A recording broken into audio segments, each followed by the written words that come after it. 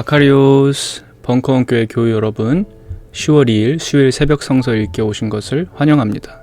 저는 공식적으로 오늘부터 매주 수요일 새벽 성서 읽기를 담당하게 된 최세론 전도사입니다. 잘 부탁드립니다. 네, 오늘의 한마디는 스파이더맨의 대사입니다.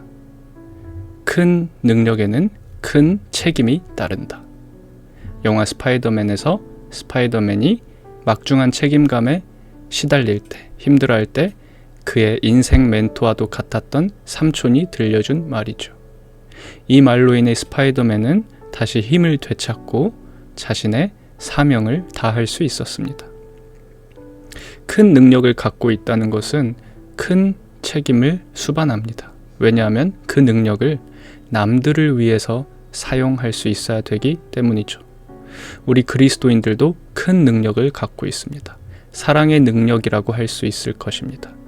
오늘 말씀도 우리 그리스도인들이 큰 능력을 잘 사용해야 된다는 책임의 말씀으로 읽힙니다. 자, 그럼 오늘 말씀을 읽어 보겠습니다. 마태복음 18장 6절부터 9절까지입니다.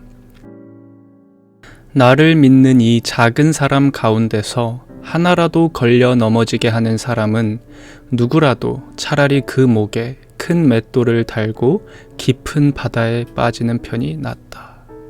사람을 걸려 넘어지게 하는 일 때문에 세상에는 화가 있다. 걸려 넘어지게 하는 일이 없을 수는 없으나 걸려 넘어지게 하는 일을 일으키는 그 사람에게는 화가 있다. 내 손이나 발이 너를 걸려 넘어지게 하거든 그것을 찍어서 내버려라. 내가 두 손과 두 발을 가지고 영원한 불 속에 들어가는 것보다는 차라리 손이나 발 없는 채로 생명에 들어가는 편이 낫다. 또 내 눈이 너를 걸려 넘어지게 하거든 빼어버려라. 내가 두 눈을 가지고 불 붙는 지옥에 들어가는 것보다는 차라리 한 눈으로 생명에 들어가는 편이 낫다. 아멘. 놀라운 말씀입니다. 어려운 말씀입니다. 굉장히 거부감을 일으키는 말씀입니다. 그래도 우리 주님이 우리에게 꼭 필요하다고 생각해서 주신 말씀입니다. 한때는 여기에 나온 것을 문자적으로 믿고 자신의 신체 일부를 실제로 떼어낸 사람의 이야기를 듣고 경외감을 느끼기도 했습니다. 그러나 지금은 솔직히 그럴 필요는 없다고 생각합니다. 왜냐하면 이 말씀의 메시지는 너 스스로 믿음 대단하다고 착각하지 마. 너 때문에 누구는 나에 대한 믿음을 잃을 수 있어. 그러면 너 엄청 큰 잘못하는 거야. 이렇게 읽히기 때문입니다. 마태복음 18장 1절에서 제자들이 예수님에게 다음과 같은 질문을 던집니다. 예수님, 하늘나라에서는 누가 가장 큽니까? 여러분, 하늘나라에서는 누가 가장 큽니까? 하늘나라에서는 큰 사람이 없죠. 모두가 같죠. 모두가 크죠. 모두가 작죠.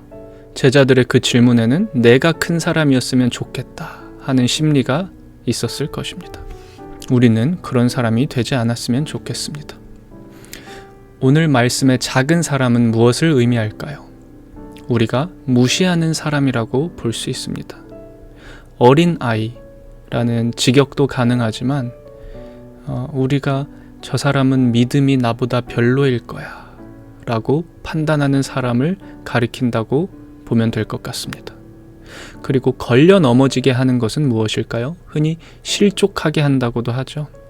그것은 내가 믿음으로 행한다고 생각하는 무슨 일 때문에 누군가는 믿음을 잃게 되는 상황을 말할 것입니다. 믿음의 교만을 말한다고 볼 수 있을 것 같습니다.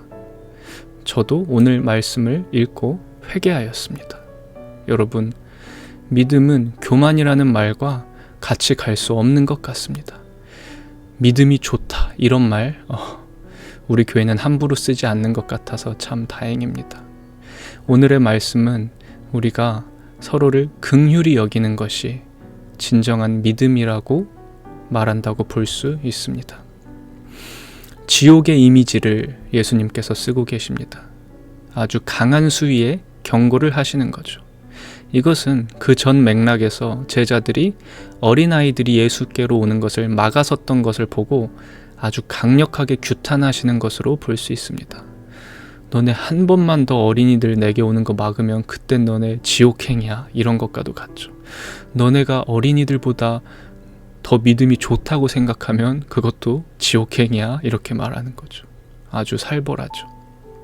겸허함, 그리스도인에게 참 중요한 덕목 같습니다.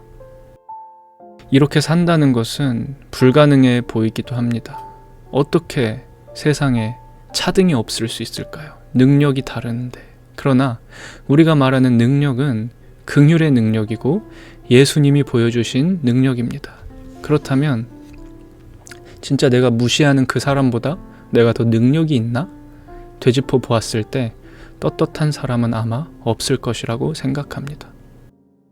우리는 예수님의 은혜로 서로를 긍휼히 여기며 살 수 있게 된 존재들입니다. 우리는 교회를 통해 예수님의 은혜를 누립니다. 서로 사랑을 통해 예수님의 사랑을 누립니다. 참 감사한 일입니다. 예수님이 보여주신 사랑의 정도, 그것을 보며 우리는 정진해 갑니다. 그 과정에서 서로가 서로에게 선한 영향력을 끼칩니다. 우리는 예수님의 몸입니다. 그리스도의 몸이라는 교회의 일원으로서 예수님의 몸입니다. 그렇다면 내가 어느 지체를 무시하고 짓밟았을 때 예수님의 몸이 아파합니다. 우리는 예수님이 보여주신 십자가로 겸손의 진정한 모습을 배울 수 있게 되었습니다. 결국 예수님을 생각할 때 우리가 생각하는 작은 자를 긍휼히 여기는 것이 가능해집니다. 내가 작은 자라고 생각해서 긍휼히 여김을 받기를 바라는 것이 아니라 내가 기존에 생각했던 작은 자, 그러니까 죄죠. 그렇게 생각하는 것은 죄니까요. 그 사람에게 그렇게 했던 것을 회개하고 겸손해지고 함께 나를 따라라, 이런 메시지로 볼 수 있습니다. 정말 세상의 기준으로 봐서는 혁명적인 메시지고 따르기 어려워 보입니다만 예수님께서 우리의 몸 되시는데 못할 것이 무엇 있겠습니까?